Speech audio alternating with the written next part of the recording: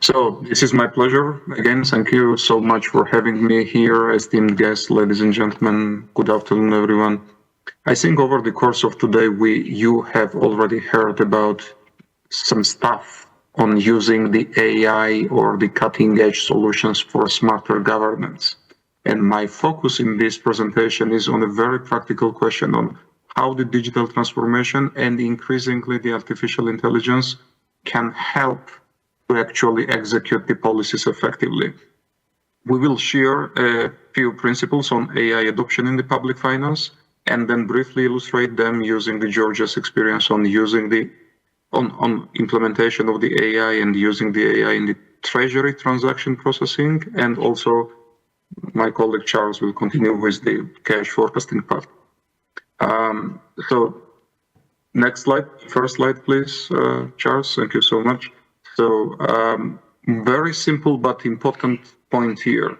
AI is not a shortcut for the weak public finance management. AI builds on what already exists.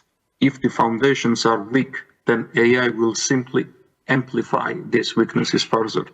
This is why the digital and the data readiness are essential before the AI techniques can add the real value.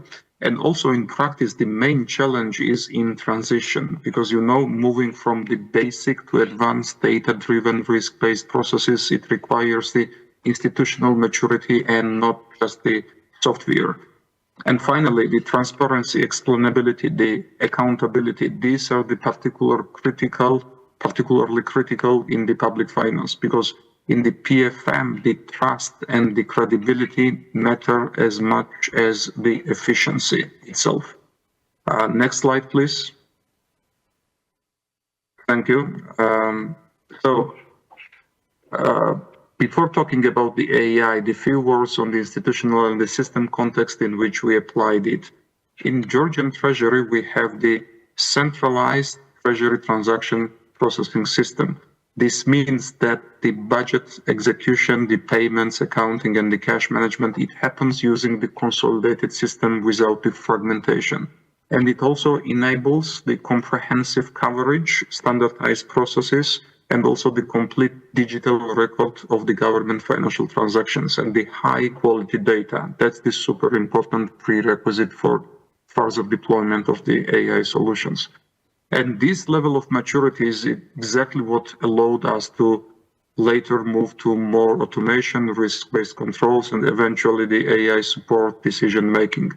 So currently, the Georgian Treasury serves thousands of institutions across both the central and the local government level, and this number is only set to grow. The next slide, please.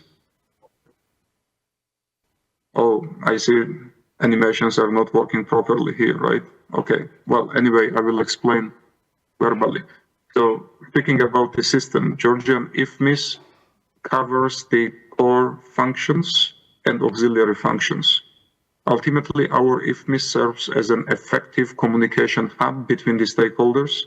The process typically begins with the spending unit, which initiates the payment request. Then it passes through the Treasury, where the rigorous automated and the human checks and the processing occur of that payment request. And finally, we push it through the banking system, which executes the payment. So throughout this process, of course, we've been utilizing APIs, XMLs, whatever technology are out there in the modern world. But still, we thought that there was the room for using the cutting-edge technology in the process of the transaction processing and later on in the cash forecasting. Next slide, please. So speaking about the payment or transaction processing in Georgia before AI, we have two channels for processing the payments. We have the green channel. This channel handles the standard and routine payments without any staff involvement. And we have the red channel where the Treasury staff are actively involved in transaction checking, validating, processing these transactions manually. The red channel introduces the greater dependence on the staff. This dependence poses a challenge, especially as the volume of the transaction increases significantly. because more manual processes can affect the quality of the data, timeliness of the transactions, may result in the pending bills, arrears, may hinder the proper accounting, reconciliation, and reporting procedures as well. So next slide, please. A couple of words about the expansion of the TSA. This is what happens, this is what exactly happens in Georgia since 2023, when we embarked on the largest wave of the Treasury single account expansion. So the number of the transactions has already risen considerably. With this kind of exponential growth, we said we need more innovative solutions, because as you remember from the previous slide, increasing number of transactions may lead to more mistakes, either deliberate or incidental fraudulent mistakes from the budget organizations or any participant or stakeholder.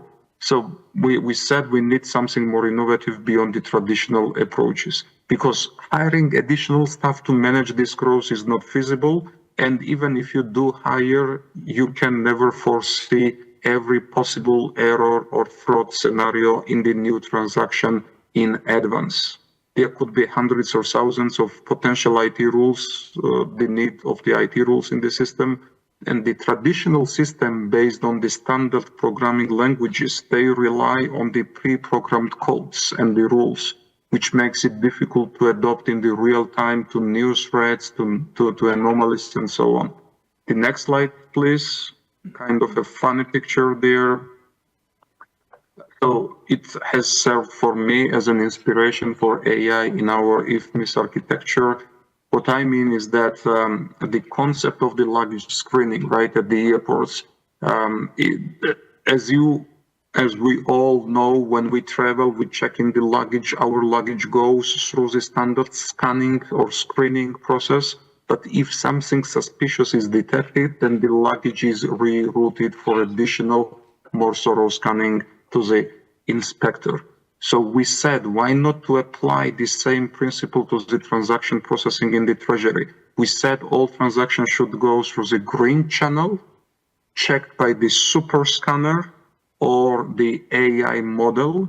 And if any transaction looks anomalistic, only in that case to be sent to the Treasury operator for deeper and more careful inspection. So the next slide, please. With this concept in mind, we have built a machine learning model in the green channel. And the whole flavor of this model is that it does not need the pre-programmed rules. What it needs is the learning algorithm. And when this learning algorithm interacts with the data, it gives the extraordinary results. It learns and then handles all transactions without human intervention. And when it detects something like abnormal and suspicious, it reroutes the transactions from the red channel from the green channel through the red channel for further human inspection. This process mirrors exactly what we saw in the airport security screening, right? And with this ML implementation, machine learning implementation, we have achieved the increase in the speed and accuracy of the Treasury payments, also strengthening the detection of the errors, anomalies, and the potential frauds, and overall the improvement of the efficiency and reliability of the Treasury operations. Next slide, please. Of course, this is easier said than done. I mean, implementing ML, however, is a quite complex process with many steps. Each of these steps presents its own set of challenges, starting from the problem setting, going through the data preparation, model selection, training, and it is the live process. It is the continuous process to fine-tune it, and it's not the one-off exercise, so to say. The next slide, please. Thank you. So this is a comparison of the decisions made by our AI model and by our Treasury staff last year, since the launch of our AI model up until the beginning of this year. So the accuracy of our AI model is quite high already. So we see that overall the results are quite promising. We found that in over more than 95% cases, the AI assessment matched with the judgment of the Treasury staff. With the constant training, we want to increase these so-called true positives and true negatives to 100%, near to 100%, with this constant retraining of the AI model, so that we eliminate those yellow boxes that you see here. The next slide, please. So what distinguishes AI from the human intelligence, especially in the context of the treasury operations? AI excels at certain things. We simply cannot do we humans cannot do it at a scale, such as the processing of thousands of transactions per second, recognizing the statistical patterns in massive data sets, learning from the historical behavior to flag the anomalies. So it does this consistently and tirelessly. But at the same time, the human intelligence brings the context, ethics, experience. So instead of asking which is better, I think the real question is, how do we combine them effectively? And this is very important for effective change management process as well. The next slide, please. So in this slide, you see on the left-hand side our ongoing projects, implementation of the AI in the transaction processing. Couple of nuances are remaining in the green channel. In the red channel, it is already fully functioning, and as you see, the accuracy rate is already more than 95%. We are also implementing the machine learning in the cash forecasting, and we already have quite substantial, positive results, and Charles will talk more on this part. Going forward, and in parallel of these projects, we are also exploring the AI capabilities in serving our customers, and our customers are budget entities, budget spending entities, all, general government entities. We want to implement the AI-driven models to improve the customer interaction with them and to replace the time-consuming traditional interaction with the AI-based interaction. And also going forward, we see the potential of the AI in the and specifically the techniques like natural language processing and optical character recognition to automate the document-based accounting data processing. What we mean under this is the extraction and validating the information from the invoices, the contracts, supporting documents, instead of checking them manually. So from the next slide, I want to hand it over to Charles. He will speak about the AI in the cash forecasting, but I want to outline one fact here. This is super important for us, the properly functioning cash forecasting, because based on the cash forecasting, we take the so-called active cash management decisions. What we mean is that each and every week, we are identifying the temporary available idle money resources on the Treasury single account. And since these resources are not earning any interest for us because they are located in the central bank, in the Treasury single account, because of that, we take the temporary available idle money resources and we invest them into interest-earning financial instruments. And with that, we generate the additional revenues. We do it every week using the auctioning platform. We accept the securities in exchange of those deposits. So these are the collateralized deposits. And this year we will reach 1 billion landmark. So to say 1 billion milestone as the revenues earned from this activity. Thank you so much, and over to you, Charles.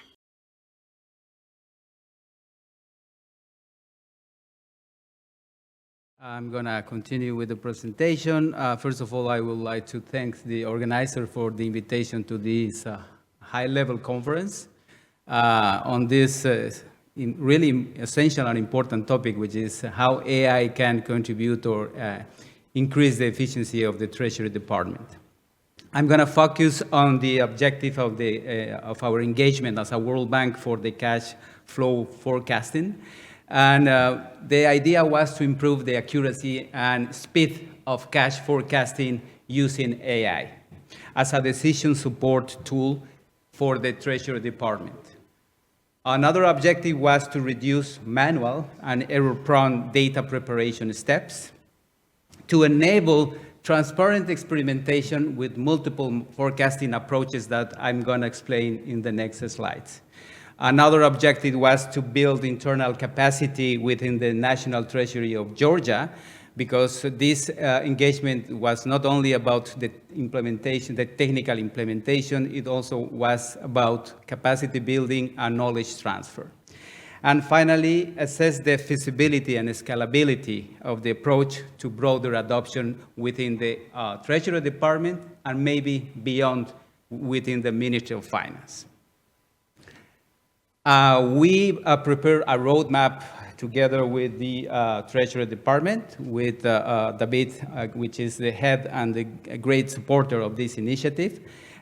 We split the roadmap in 6 steps or phases, from planning and preparation. Then we went to exploration and understanding to map the current forecasting processes and understand what are the current situation of the Treasury Department. Then we went to the third level, which is the interpretation, analysis, and synthesis. This is just to define the solutions goals. Then we went to the ideation, concept, and generation, just to start creating the business and technical potential solutions. And finally, we went to the evaluation, refinement, and lessons learned that we are sharing with you. We developed a prototype, we refine it, and we are now in the stage of the implementation together with David and his team. In summary, short and medium-term forecasting is the main scope right now, initially, but the idea is to have a long-term forecasting in the future. What are the data or targets that we are using is pretty simple and straightforward, from revenue data, expenditure, state budget balance, daily, weekly, monthly totals. And we are using specific tools or metrics to validate our intervention or our results. To validate the accuracy, we are using the root mean square error, which is a method that basically is measuring the difference between predicted values against observable values within a model. Then we also using R squared to explain the variance of our results, which is basically a tool that can compare in our regression models the results, the outcomes of the different models, at which one is the best option for the in terms of results. And also we are using in terms of percentage error, or to measure in an additional step of the accuracy, the mean absolute percentage error in combination with the MAPE or SMAPE that we call technically, which is a metric that can compare and see the forecasting accuracy of the model. We apply a wide range of methods with this initiative. We started with the basic one, the statistical baselines, starting with ARIMA, SARIMAX, and ETS. Then we work with machine learning algorithms using 2 types, the invariant and multivariate machine learning algorithms. And then we went to deep learning, using temporal convolutional networking and large short-term memory deep learning models or languages. We found out that all of them are good to be implemented, but one is more accurate than the other in terms of accuracy and in terms of results. Initial results show us that the forecasts are better for monitoring if weekly aggregation is done. So we started with daily aggregation, but we realized that if we want to have better results, the best results, it's much better we can aggregate weekly the information. What are the ongoing process and next steps? We are now in process to integrate the forecast into a Power BI dashboard for monitoring and decision making. We are adding event calendar for taxes, payroll, and debt service, so models can anticipate spikes, because the spikes are really common in this process. It's important to monitor the prediction intervals and triggers alerts when forecast deviates significantly, which is also important, and we are working on that. We are continue testing deep learning with more comprehensive data. Data is the most important topic when we are implementing AI. It's not only about quantity, it's also about quality. We are in the gradual implementation of this tool forecasting in parallel with the current one, just to allow the comparison of the results of both scenarios.